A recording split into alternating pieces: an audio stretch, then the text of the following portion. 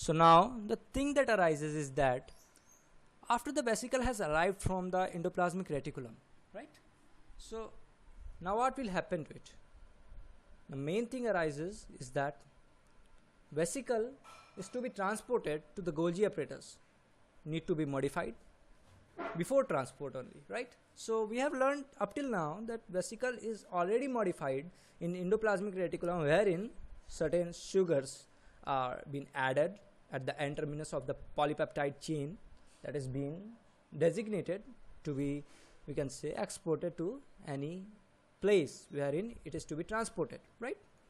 Now the main thing arises is that once it has reached Golgi apparatus, is it somewhat modified in that way that Golgi doesn't want to modify it, or Golgi will modify it furthermore to export it to furthermore away from ERGIC complex, right? So the thing is very complicated one. Now let's see one of the diagram, then we can explain the whole process. So here we can see that the cis Golgi is one of the Golgi cisternae that is outward facing the endoplasmic reticulum. So wherein you can see that the sugar that came from where the endoplasmic reticulum, right, is having somewhat this type of configuration, right? Once it enters the medial Golgi, you can see herein it is somewhat more modified, right? When it is furthermore transferred at medial Golgi, then it is somewhat more modified. Now as it is transferred to somewhat more to another cisternae, then it is more modified. Herein you can see that modification is going on continuously. So this means that Golgi apparatus want to modify the whole polypeptide in the way that it want to, right? Endoplasmic reticulum modification was important because this modification was designed to move the polypeptide to Golgi apparatus. Now once the polypeptide has entered Golgi apparatus, Golgi is not going to accept any of that modification. It is going to modify the polypeptide in the way that it want to, right? So herein you can see in cis Golgi, you can see there is particular enzyme that works wherein it changed cis medial Golgi, where the polypeptide enters, the N terminus is somewhat changed, then GLCNAC, right, glycosaminoglycan, it also modifies medial Golgi polypeptide. Then monosidase 2, it also modifies the medial Golgi, right? In the same form, the Golgi cisternae, as the cisternae is, we can say what, increasing, the number of cisternae is increasing from cis to trans, the modification is also increasing in the Golgi, right?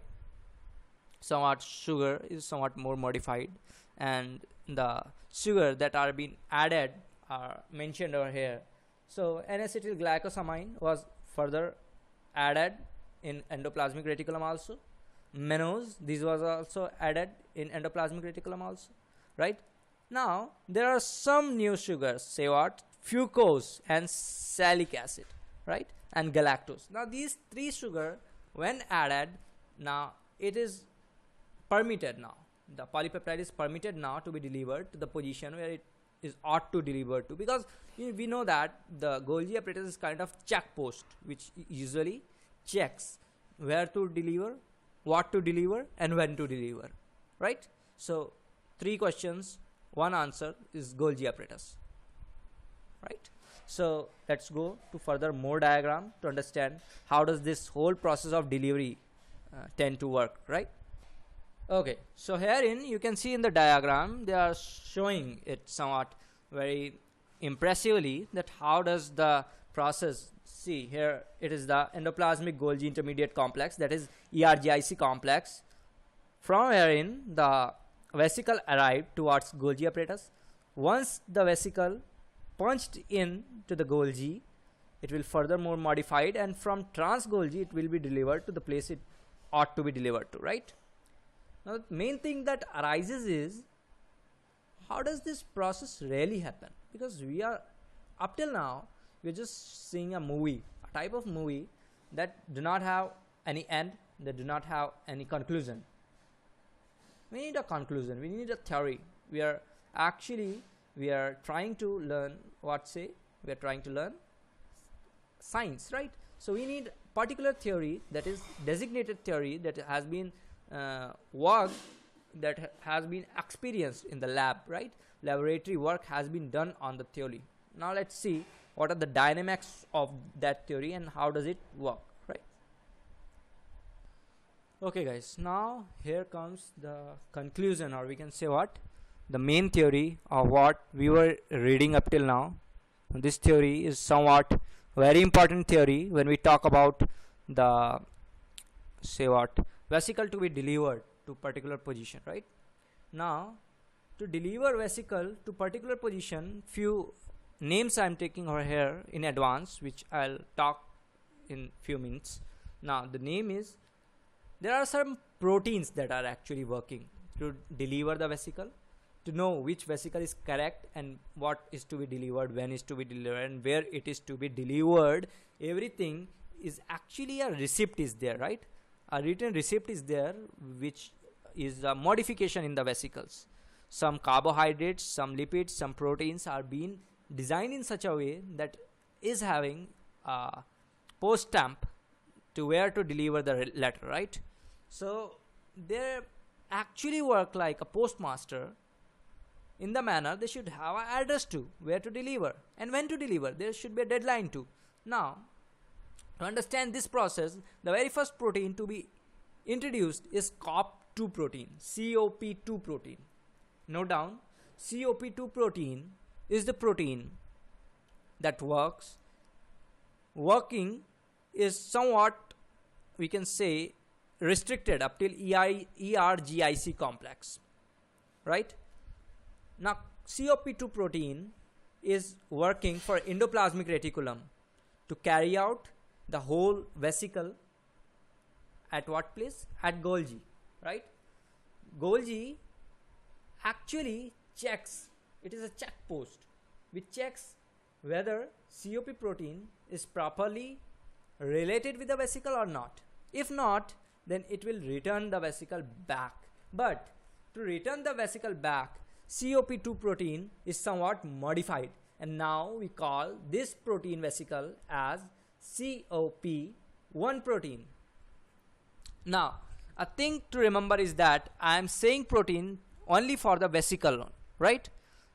Actually, to create COP2 protein, we have to modify it with some sugars. One of the sugar is clathrine, right? So clathrine is a kind of modification that is given to the vesicle to be delivered to wheresoever it want to be delivered. But the thing is that clathrine need to be checked each and every time via Golgi and many more organelles that work, right? Example, lysosome, it also checks at some check post whether clathrine is in the vesicle or not. If not, then the protein, or somewhat say whatever is in the vesicle, will be returned straight away back to the endoplasmic reticulum without any confusion, right? And return process is also the same. If lysosome catches anything, because you know lysosome is a digestive box of what? Of the cell.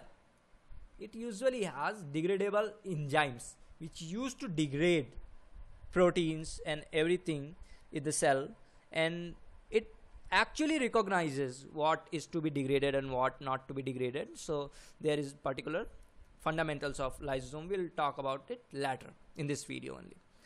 For now, we'll just understand that Golgi complex is very correlated complex with hardcore enzymes. The enzymes are being, we can say, in the lumina of Golgi cisterna, right?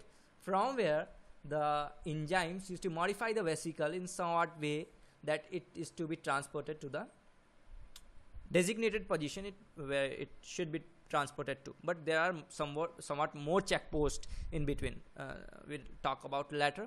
For now, we have two of the complexes, that is COP2 protein, which is working directly from endoplasmic reticulum to Golgi apparatus, and COP1 protein which is working back from Golgi to endoplasmic reticulum. Means these two proteins are just somewhat restricted up till ERGIC complex, right? Now let's go to furthermore what we want to learn over here. Okay, so herein you can see endoplasmic reticulum lumen is there, from which vesicle is budding out. If you can see here, this is somewhat coated. Now this coat is somewhat of maybe of anything, I do not consider that over here, but this is a particular coat that is given to this vesicle, and after the coat is given, the vesicle is ready for we can say delivery. Now if you see herein, you are having a endoplasmic reticulum from where COP2 protein, or we can say sugar, we'll consider it later, right? For now COP2 is a protein. Now COP2 protein vesicle coated sugar, we can say clathrin sugar, so it is usually tend to move toward Golgi cisterna, right? At the same moment, if you see over here, COP1 protein tend to move toward what? Tend to move toward endoplasmic reticulum, right? So this is the working pattern of ERGIC complex. How does it work? How does the vesicle is transported from one place to the another place? How does cell know where, when, and which place is designated for the vesicle to be transferred to? These are all the we can say signaling patterns of the cell, right? So let's go to another, let's see. Okay, so the thing now arises is that how does this COP2 complex actually is built off, right? For what of what is this COP complex built off? Now when we are talking about COP2 complex, this is somewhat we can say various signaling patterns are working at a moment to design COP2 complex. We have called a clathrin sugar, but clathrin is not shown in this diagram because up till now clathrin will not join this complex up till the whole complex of various signaling molecules are being complete in COP complex. So when we see herein, this is endoplasmic reticulum membrane to which two of the receptors are bind to, right? GEF receptors. At the same moment, SAR1 and SAR1 at the 2 points comes and joins with GDP and GTP, right? Means somewhat converting GTP to GDP means phosphorylation of GTP. Now as soon as SAR1 will bind at the position, it will somewhat pinch inside the membrane. You can see here in SAR1 pinched inside the membrane. SAR1 is the initial complex to be made. If SAR1 complex is not complete, then furthermore signaling molecules will not join the complex. Once SAR GTP molecule has impinged itself of finger like of projection, you can see over here. Once this complex is built up, then you can see some more proteins also come, SCC23, SCC24. Furthermore, more proteins will come at the moment, SCC13 and SCC31, and you can see a banana type of groove is there, so we call it banana complex, right? At the same moment, you see herein there is a receptor to which a ligand is bind to. Now this ligand is what? This is a cargo which is to be delivered at position. We will consider it later. For now, each and every molecule that is designated for clathrin to bind to is now built in the complex. Now let's go to another set of theory from what we will understand. Okay, so once the complex is made up, right, so clathrin joins it. Now the structure of clathrin is somewhat to understand of. Clathrin is somewhat hexagonal type of sugar that covers the whole vesicle. Let's see what is the structure. So you can see here in trigonal structure with somewhat say a thread type of structure, right? Trigonal structure having tripart type of structure is there. At the same moment, SEC13, SEC31 protein are also designated by certain structure. At the same moment, COP1 protein is also designated by some structure. But structure doesn't matter till you are in the laboratory. Now we are not in the laboratory, so we will not consider it anymore. We'll go to next diagram. Okay, so herein you can see that from endoplasmic reticulum vesicle pinched out with somewhat projections, wherein it is having a KDEL, right? That is endoplasmic reticulum resident proteins. Now these proteins are pinched out with COP2 complex.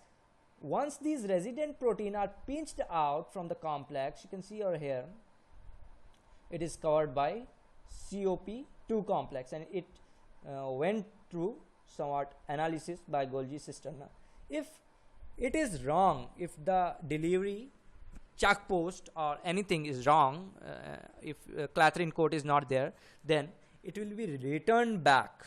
Return is through COP1 coated cyclic vesicle, right? Now once this vesicle has came back to endoplasmic reticulum, it will give a sort of time to rebuild the protein again in the endoplasmic reticulum. Enzymes will work and they will modify the protein. If not, if the proteins are not modified at the moment, then endoplasmic reticulum will not work as we know, right? It will furthermore modify. Further, again it will send via COP2 complex to the Golgi cisterna, and again if there is a problem, then Golgi cisterna will again send it back. Means this process is, we can say this process goes on. It is a process that is that do not have any end. That is a sustainable process, we can say of, right? The process is somewhat sustained. So if this process is carried for a long time, then some more factors will enter over here, lysosome and all those things. We will not consider them at the moment. We will consider it after a while. For now, we are having a Golgi cisterna, which is a check post. If not, if the vesicle is not correct, then COP2 protein will be modified into COP1 protein and will be sent to the back to the Golgi, endoplasmic reticulum, right? Okay, so herein we have an image right now. Now this image is showing the rough endoplasmic reticulum. As you can see over here, the rough endoplasmic reticulum is targeting some vesicles toward Golgi cisterna, right? Say what? Golgi cisterna. Say what? Golgi cisterna is actually working as a check post over here. If you can see right now, the check post is working, and if you can see from trans Golgi cisterna, the modification of vesicle is allowing the vesicle to rely outside the ERGIC complex. Now it do not want the Golgi or the cell do not want this vesicle to rely in the ERGIC complex. It want it to release the vesicle into the lysosomal and endosomal complexes, right, wherein they can actually go to the designated position. So what are the, we can say, what are the modifications? The modifications are a type of sugar, we call it clathrin sugar, right? Now this clathrin sugar is somewhat mono 6 phosphate receptor, MPRS, right? Wherein you can see the actually the clathrin coat. And what is the clathrin coat? See here in the blackish lining, these are the clathrin coat under which mono 6 phosphate sugar, MPR sugar is there, right? So once these modifications are held, the vesicle is released. If vesicle is released at position wherein the lysosomal area has came, then the clathrin coat will seldom disassemble, right? Disassemble. Now this coat will not be anymore in the complex. The coat will seldom disassemble, and once this coat is disassembled, it will form a complex known as endosome, right? Let me show this complex to you over here only. Okay, so you can see here is the complex we call endosome, and endosome will be directly carried towards lysozyme, right? So these are all the things. Now let's go to the another diagram to understand the vascular traffic inside the cell.